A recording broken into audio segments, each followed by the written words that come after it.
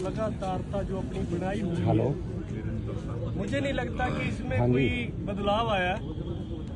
और जो कल का जो धरना होगा वो इस गेट से नहीं उस गेट तक भी जा सकता है, ये भी प्रशासन को पता होना चाहिए। एक चीज तो ये, दूसरा हमारे साथी Naresh Soni ji senior respected sir, जिनके साथ जो यहाँ मौजूद थे, जो उनको वो बोल करके गए, अगर उनकी बात में कुछ भी गलत होता तो वो आकर अपनी जवाबदेही देते।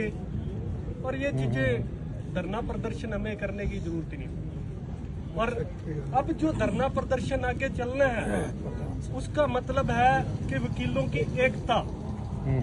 इसके अलावा तो शायद वो वाली जो घटना है उसके लिए तो ये जो गाड़ी उनकी खड़ी है ये इसी पार्किंग में कवाड़ हो जाएगी, पर ये गाड़ी कहीं नहीं जाएगी। अब ये यही एक निशानी, ये जो डीएसपी के रीडर ने ये जो बदतमीजी की है हमारे साथी के साथ, और सारा दिन हमें इस दरी पे बिठाया है। रिस्पेक्टेड जो हमारे सीनियर साथी हैं, जो यहाँ पे एक उनकी उम्र बीत गई है, वो जो इस दरी पे बिठाया है, उसका नतीजा ये गाड़ी एक निशानी रहेगी सारी जिंदगी के लिए कि हमारे सीनियर साथियों को यहाँ आकर के दरी पर बैठना पड़ेगा। ये बहुत गलत किया उन्होंने। प्रशासन को ये सोच लेना चाहिए था, समझ लेना चाहिए था कि ये वकील है, अधिवक्ता है, रिस्पेक्टेड पर्सन है, सभी की इज्जत करते हैं। कोर्ट में पुलिस वालों की इज्जत वकील करते हैं, शराफत से उनकी गवाही कराते हैं। जैसे वो बोलते हैं, कभी ऊंच नीच उनके साथ कभी नहीं करते, नहीं तो उनको जज साहब के सामने खड़ा करके शर्मिंदा कर सकते हैं कि तुम्हें ये चीजें क्यों नहीं पता, ये तारीख तुम्हें क्यों नहीं याद, ये समय तुम्हें क्यों नहीं याद, उनको शर्मिंदा कर सकते हैं। मगर हमारे साथी, हमारे वकील उनके साथ रिस्पेक्ट से बिहेव करते हैं। इनको प्रशासन को यह भी पता होना चाहिए कि पूरे देश में कहीं ना कहीं वकीलों के साथ जब भी कोई घटना घटती है, वकील साथी एकजुट होकर लड़ते हैं। अकेले वो रीडर की बदतमीजी पर हमें पता है कोई एफआईआर नहीं हो सकती, पर हम भी ये भी बता दें कि कानून हम निकाल के भी ला सकते हैं भी एफआईआर कैसे होगी। ठीक है, एसपी को लगता होगा कि बोलने की तो कोई कार्रवाई नहीं होती, वो भी कानून हम किताबों से छांट करके एसपी साहब को, डीएसपी साहब को बता देंगे भी कौन सी धारा से इन पर एफआईआर काटी जा सकती है। ये जो इन्होंने गलत भुलेखा दिल में पाल रखा है ना, ये भी गलत है उनके लिए।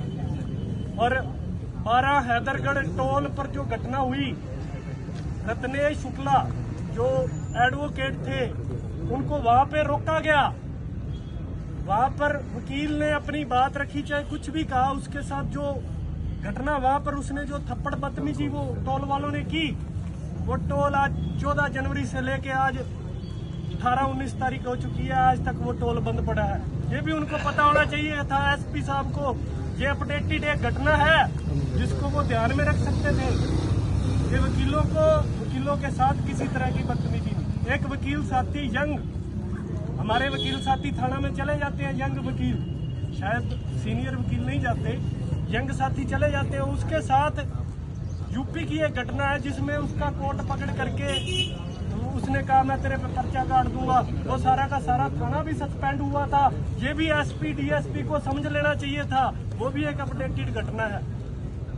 शायद एसपी साहब ये भूल जाते हैं कि हमें अपडेट रहना ही नहीं है। तो वकीलों के साथ ऐसी बदतमीजी जो बोला गया उन्होंने, वो डीएसपी के रीडर को उसको माफी भी मांगनी चाहिए थी और आज ही मांगनी चाहिए थी।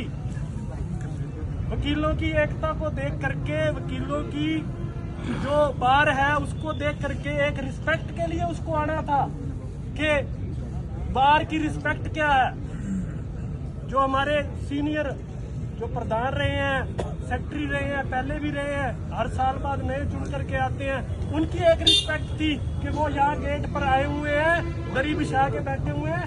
उस डीएसपी के रीडर को यहाँ आना था, क्यों नहीं वो आया?